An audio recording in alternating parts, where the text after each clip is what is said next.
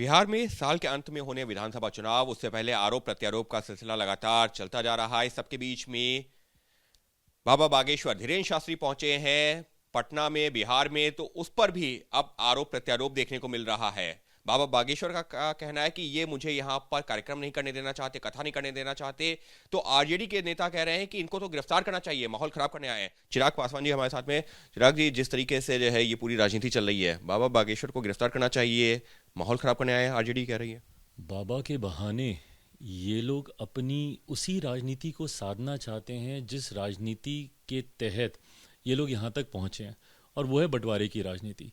इन लोगों को सांप्रदायिकता को बढ़ावा देना, तुष्टीकरण की राजनीति को बढ़ावा देना, ये सोच राजद और राजद जैसी तमाम दलों की रही है। आप उत्तर प्रदेश में देख लीजिए, समाजवादी पार्टी, औरंगजेब के लोग समर्थक बन जाते हैं, यहाँ पे सनातन का विरोध करते हैं, इनके लिए कुंभ फालतू हो जाता है, वो मृत्यु कुंभ हो जाता है। इस तरीके की भाषा का इस्तेमाल करना ऐसे दलों की आदत बन गई है। क्यों? क्योंकि इनको ये तुष्टीकरण की राजनीति सूट करती है, खास तौर पर राजद, क्योंकि इनको अब इस बात का एहसास हो रहा है कि इनका जो कोर वोटर रहा है मुसलमान भी अब इनसे दूर होता जा रहा है, और उसको एक साथ साधने के लिए इनके पास सोच बस ये बच जाती है कि किसी भी तरीके से हिंदू धर्म को गाली दो, सनातन को गाली दो, ऐसे धर्म गुरुओं को गाली दो जो कि सनातन का प्रचार करते हैं। आप मुझे बताइए ना, बाबा बागेश्वर से आपका क्या लेना देना है भाई?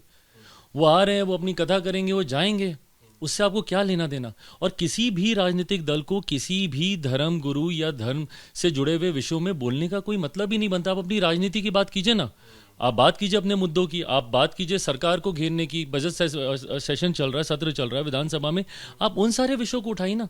पर जब आप इन बातों को करने लगते हैं तो ये आपकी उस सोच को दिखाता है कि आपको समाज में बंटवारा करना है, आपको जात पात धर्म मजहब की, और खास तौर पर आपको धर्म की राजनीति करनी है।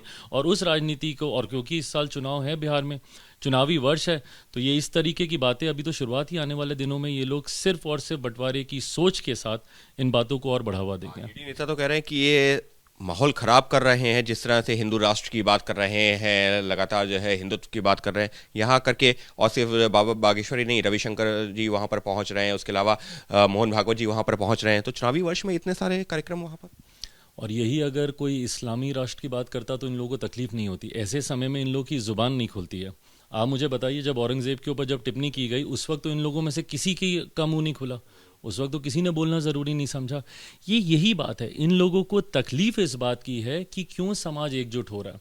इन लोगों ने पहले जातीयता के आधार पर बांटने का प्रयास किया, आज अगर धर्म या सनातन का प्रचार होने से अगर जातिवाद में कमी आ रही है, तो अब इन लोगों को सांप्रदायिकता का सहारा लेना, अब इनको हिंदू मुस्लिम करना है।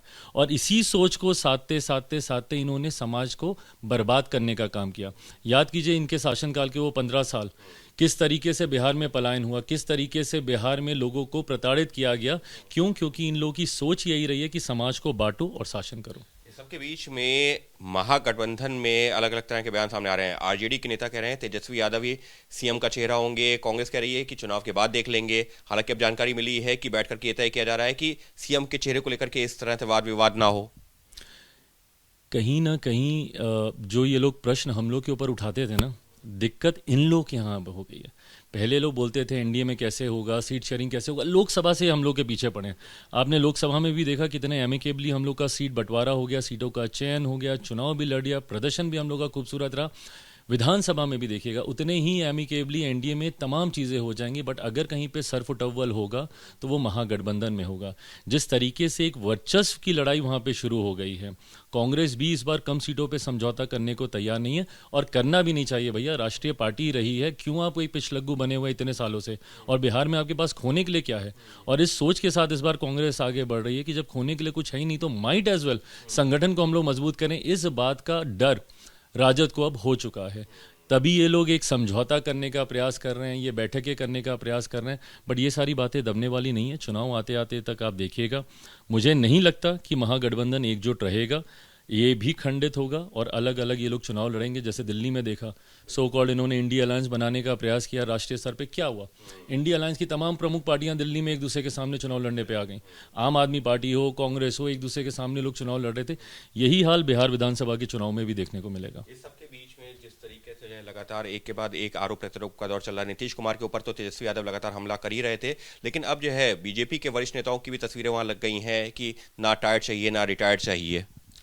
मेरी समझ में नहीं आता कि आप किसी के ऊपर ये व्यक्तिगत प्रहार, ये कैसी सोच है? मतलब आप नीतियों के ऊपर आप कीजिए ना। मैं हमेशा इस बात का मैं पक्षधर रहा हूँ कि अगर आपको कड़े से कड़ा विरोध भी करना है, वो भी आप मर्यादित शब्दों में कर सकते हैं।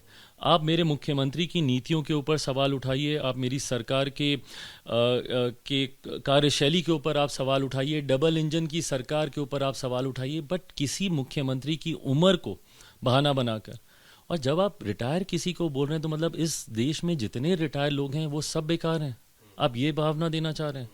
हर किसी के घर में बूढ़े बुजुर्ग होते हैं, ये सोच आपकी ठीक नहीं है। आपके परिवार में भी आपके बुजुर्ग हैं वहाँ पे।